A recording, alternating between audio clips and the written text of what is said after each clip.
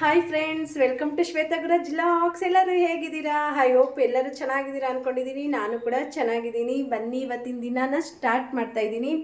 Morning 8:30 start ಮಾಡ್ತಾಯಿದ್ದೀನಿ. As usual ಬೆಳಗ್ಗೆ ಒಂದು ಗ್ಲಾಸ್ ಬಿಸಿನೀರಿಂದ ಡೇ ಸ್ಟಾರ್ಟ್ ಆಯಿತು. ಇದು ಬಂದು ಮಕ್ಕಳದು ಬಾಕ್ಸ್ ಪ್ಯಾಕಿಂಗ್ ಮಾಡ್ತಾಯಿದ್ದೆ ಫ್ರೆಂಡ್ಸ್. ನೋಡಿ ಯಾವ ಥರ ಮಕ್ಕಳಿಗೆ ಬಾಕ್ಸ್ ಪ್ಯಾಕಿಂಗ್ ಮಾಡ್ತಾಯಿದ್ದೀನಿ ಅಂತಂದ್ಬಿಟ್ಟು.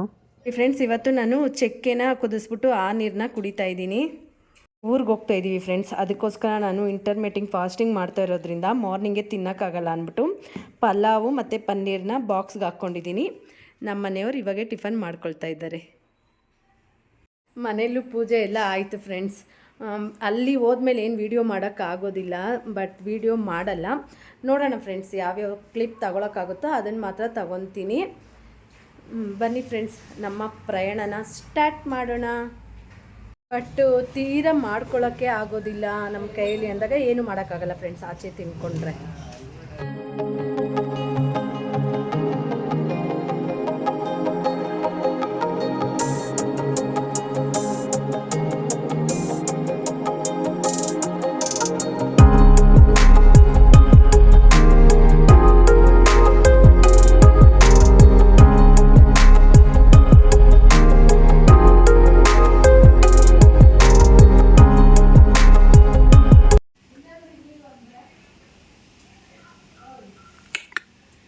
ಅದನ್ನೇನು ಮಾತಾಡಿಸ್ಬೇಡ ಬಾ, ಯಾಕ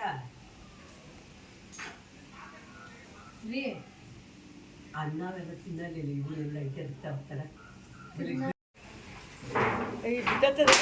ಜವಾ.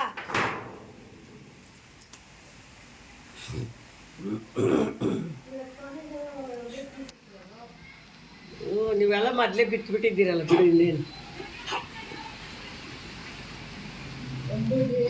ನಾವು ಇಲ್ಲಿ ಪೂಜೆ ಇದಿಲ್ಲ ಅಂತಂದಿದ್ದ ತೊತ್ತೀನಿ. ಅವ್ರು ಯಾಡ್ಕಣಲ್ಲ ಚುಂಕೆ ಹಾಡ್ಕೊಂಡು ಹೇಳಿ ಮನೆಗೆ ಹೋಗ್ತಾ ಇದ್ದೀವಿ ಫ್ರೆಂಡ್ಸ್ ಊರಿಂದ. ಅಲ್ಲಿ ನಾನ್ ವೆಜ್ ಊಟ ತಿಂದಿದ್ದಾಯಿತು. ಮಳೆ ಬರ್ತಾ ಇದೆ ಫ್ರೆಂಡ್ಸ್. ಮಳೆಯಲ್ಲಿ ನೆನ್ಕೊಂಡು ನಾನು jolly ride. Asha sweets and ಬೇಕ್ರಿಗೆ ಹೋಗಿದ್ರಿ ಫ್ರೆಂಡ್ಸ್. ನೋಡಿ ಸ್ವೀಟ್ಸ್ ತೊಗೊಂಬಂದಿದ್ದೀನಿ.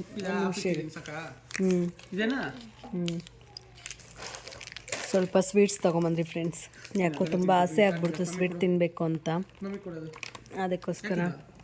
ಇದಂತೂ ಸೂಪರಾಗಿದೆ ಫ್ರೆಂಡ್ಸ್, ಇದು ಅಷ್ಟೇ. ಹಾಯ್ ಫ್ರೆಂಡ್ಸ್, ಇಂಟರ್ಮಿಟೆಂಟ್ ಫಾಸ್ಟಿಂಗ್ ಮಾಡ್ತಾ ಇದ್ದೀನಿ ಅಂತ ಹೇಳಿದ್ದೆ. ಬಟ್ ಇಂಟರ್ಮಿಟೆಂಟ್ ಫಾಸ್ಟಿಂಗ್ ಅಂದರೆ ಏನು ಅಂತ ಕೆಲವೊಬ್ಬರಿಗೆ ಗೊತ್ತಿರೋದಿಲ್ಲ. ಇಂಟರ್ಮಿಟೆಂಟ್ ಫಾಸ್ಟಿಂಗ್ ಅಂದರೆ ಏನು ಅಂತಂದರೆ, ನಾವು ಊಟ ತಿಂದಾದ್ಮೇಲೆ ಗ್ಯಾಪ್ ಕೊಡೋದು ಫ್ರೆಂಡ್ಸ್. ಫಾಸ್ಟಿಂಗ್ ಅಂದರೆ ಏನು? ಉಪವಾಸ ಮಾಡೋದು ಅಂತಲೇ ಅರ್ಥ. ಇಂಟರ್ಮಿಟೆಂಟ್ ಫಾಸ್ಟಿಂಗ್ ಅಂತಂದರೆ ಅದು ಯಾವ ಥರ ಉಪವಾಸ ಮಾಡಬೇಕು? ಬೆಳಗ್ಗೆಯಿಂದ ನೈಟ್ ತನಕ ಉಪವಾಸ ಮಾಡಬೇಕಾ? ಅಲ್ಲ ಫ್ರೆಂಡ್ಸ್, ಆ ಥರ ಅಲ್ಲ. ಈಗ ನೀವು ನೈಟು 8 o'clockಗೆ ಊಟ ಮಾಡ್ತೀರಾ ಅಂತ ಅಂದ್ಕೊಳ್ಳಿ. ನೈಟ್ 8 o'clockಗೆ ಊಟ ಮಾಡಿದಾದ್ಮೇಲೆ ಮತ್ತೆ ನೀವು 10 o'clock ಮಲಗ್ತೀರಾ ಅಂದರೆ ನೈಟ್ 8 o'clock ಆದರೂ, ಇಲ್ಲಾಂದರೆ 7 o'clock ಒಳಗಡೆ ಊಟ ಮಾಡಬೇಕು. ಬೈ ಚಾನ್ಸ್ ಆಗಿಲ್ಲ ಅಂತಂದರೆ 8 o'clock ಒಳಗಡೆ ಊಟ ತಿನ್ಕೊಳ್ಬೋದು.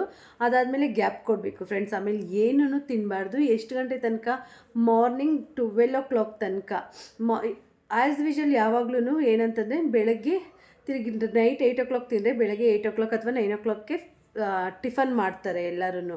ಆದರೆ ಇಂಟರ್ಮಿಟೆಂಟ್ ಫಾಸ್ಟಿಂಗಲ್ಲಿ ಟಿಫನ್ ಮಾಡಬಾರ್ದು. ಒಂದೇ ಸಲ 12 o'clockಗೆ ಡಿನ್ನರ್ ಮಾಡಬೇಕು. ಅದು ಯಾವ ಥರ ಇರಬೇಕಂದ್ರೆ, ನಾನು ತೋರಿಸ್ತಾ ಇದ್ದೀನಲ್ವ, ಬ್ಯಾಲೆನ್ಸ್ ಫುಡ್ ಆಗಿರಬೇಕು.